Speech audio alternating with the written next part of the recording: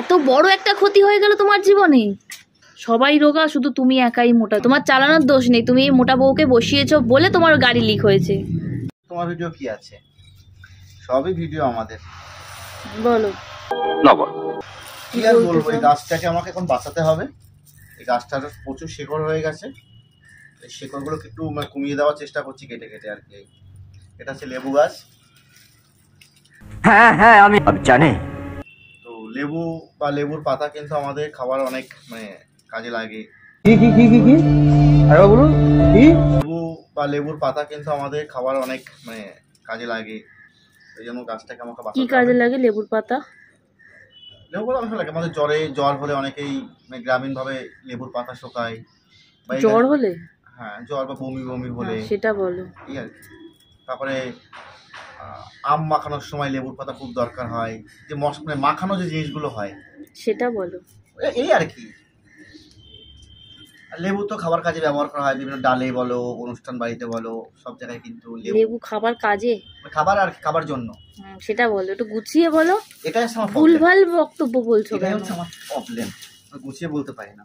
এটা শিখতে হবে, আস্তে আস্তে শিখতে হবে। আমার বন্ধুরাও আমাকে বলে। এখন ঘড়ির টাইম কটা তুমি জানো? না খেয়ে খেতে বসে 3টে বাজে। 3টে বাজে তুমি এইসব কাজ নিয়ে বসেছো? এই টব, নয়নতারা গাছ।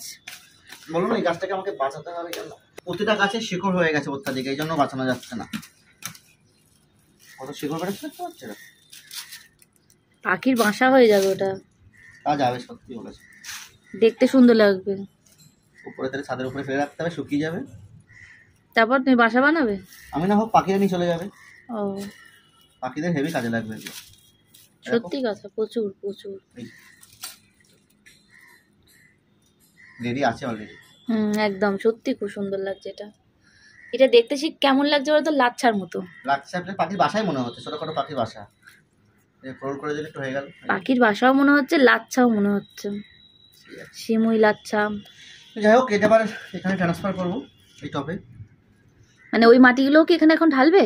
না না, এখান থেকে গাছগুলো তুলে এখান থেকে কিছুটা মাটি নেব। ওখানে তো অলরেডি গাছ আছে এখান থেকে অনেকগুলো। সাইডটা কিছু মাটি নিয়ে এটা ভর্তি করবো, মিডিল হাফ। তো ওই গাছগুলো তো ক্ষতি হবে না? না না, সাইড থেকে মাটি নিলে ক্ষতি হবে না। সাইড থেকে মাটি নেবে কি করে? দেখো 4-5টা গাছে ভর্তি। যাই হোক, কিছু করতে হবে আর কি। তুমি কি আজকে কালকের মতো ভাত খাবে না? আমি যে কালকে তোমার জন্য ভাত তরকারি রান্না করলাম, সেই ভাত তরকারি নষ্ট হলো। আজকেও তুমি এইসব কাজ নিয়ে বসেছো, তার মানে তুমি আজকেও ভাত খাবে না? তাহলে ভাতটা কি রোজ রোজ নষ্ট হবে? খাইয়ে দিতে পারো, এই আর কি। খাইয়ে দেবো? দেখো, তো তুমি তো বিকেলবেলা অকাজগুলো নিয়ে ককাজ করতে পারতে। অকাজ বলছো? একটা গাছকে বাঁচাচ্ছে, বাঁচাচ্ছ? বেঁচেই তো আছে গাছটা। এই গাছগুলো তো বেঁচে যাচ্ছে না, আস্তে আস্তে মরে যাচ্ছে না। তো সেটাই বল, এতদিন বেঁচে ছিল, একটু বিকেলবেলা বসলে হতো না? সেটা হতো আর কি। তাহলে দাও, তো ভাত টাত খেয়ে বসতে পারতে। যদি একটু খাইয়ে ইচ্ছা করে তো দাও। তুমি কি সেন্টিমেন্টে আঘাত দিয়ে কথা বলছো? না না, ইমোশনাল আঘাত দিচ্ছি। এইগুলো কিন্তু খুব একটা শেকড় হয়নি। এইগুলো এখানে দিয়ে দেবো। দেখো, এইগুলো একদমই শেকড় হয়নি ভেতরে, সবে হয়েছে গাছগুলো অবশ্য। আর ওইখানে একটা গাছ পুরো ঝুঁকে একদম ঘুমিয়ে পড়েছে, মানে রোদের তাপে। তোমাদের দেখাই, দেখো ঠিক আছে, পাতাগুলো কেমনভাবে ঝিমিয়ে গেছে। এখন একটু রোদটা কম আছে, মানে গরমটাও কম আছে, রোদটাও কম আছে। তাও দেখো 34-35 আছে। কিন্তু মাঝখানে যে পরিমাণে গরম পড়েছিল, 40 ডিগ্রি যে চলছিল, সত্যি ছাদে বেরোনো যাচ্ছিল না। সেই তুলনায় এখন একটু বেরোনো যাচ্ছে, ওয়েদারটাও বেশ ভালো লাগছে। আজ আর হয়তো বৃষ্টি হবে না, কারণ আমার বিয়ে বাড়ি মিটে গেছে। বিয়ে বাড়ি যে কদিন ছিল প্রচণ্ড বৃষ্টি ছিল, রোদের তাপমাত্রা ছিল, ঠিক আছে। এখন বৃষ্টিও নেই, রোদের তাপমাত্রাও নেই। ফাইনালি আমার বিয়ে বাড়ি কেটে গেছে, এই জন্য আকাশও পুরো পরিষ্কার হয়ে গেছে। তোমার কি বিয়ে বাড়ির সময় বৃষ্টি হয় নাকি? বিয়ে বাড়ির সময় তো 44 ডিগ্রি তাপমাত্রা ছিল একটা বিয়ে বাড়ি, আর একটা বিয়ে বাড়িতে 4 দিন ধরেই বৃষ্টি হয়েছে। বৃষ্টি মাথায় নিয়ে বিয়ে বাড়িতে গেছি, অবশ্যই বন্ধুদের সাথে গেছি, শেয়ার করেছি বিয়ে বাড়ির ভিডিও। আচ্ছা, বিয়ে বাড়িতে বৃষ্টি হলে খারাপও কিন্তু লাগে না, কিন্তু বৃষ্টি যখন লাগে, যখন ভালো লাগে তখন, যখন বিয়ে বাড়ির ভেতরে চলে যাই। যখন এক জায়গা থেকে অন্য জায়গায় যাই তখন বৃষ্টিটা হলে ভালো লাগে না, তাই না? ঠিক বলেছো। যেমন কাল তুমি 1000 টাকা ভাড়া দিয়ে গাড়ি করে, ওলা করে নিয়ে গেলে আমাকে। সত্যি বন্ধুরা, আমি লাল টুকটুক দিয়ে নিয়ে যাবো, টুকটুক করতে করতে 40-50 স্পিডে। বৃষ্টি লাল দুটোকে তুমি লিক করে রেখেছো, নতুন চাকাটা লিক করে রাখলে। ওটা ঠিক হয়ে একটা লিক মানেই তো এবার 5টা লিক হবে শুরু হলো।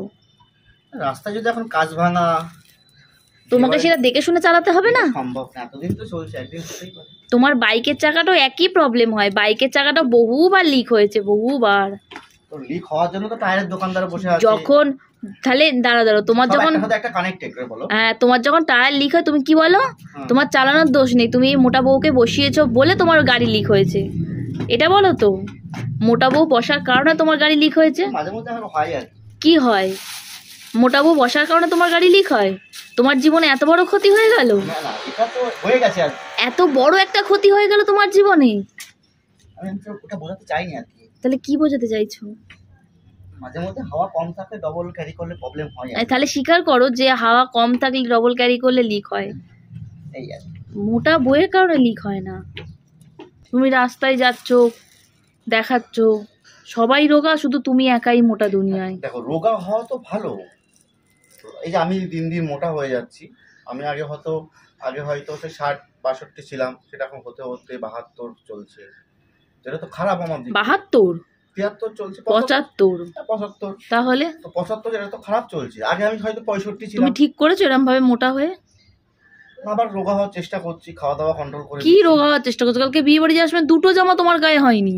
এগুলো তো মাঝখানে জামাগুলো আমি যখন রোগা ছিলাম আর কি, তখন জামাগুলো একটু সাইড টাইড মেরেছি। না, ওই কাটানোগুলো তো আমি একজনকে দিয়ে দিয়েছি। না, এটা আমাদের তবু জোর করে তবু তুমি বললে তুমি রোগা হয়েছো। রোগা তাহলে এবার এই 2টো জামা কি হবে যেগুলো পেট বেরিয়ে যাচ্ছে?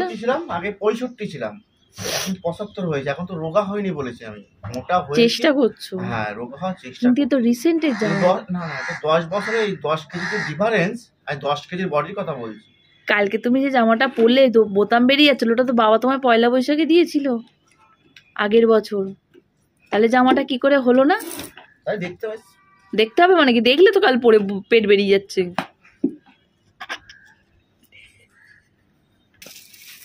চলো বন্ধুরা, টাটা, বাই বাই।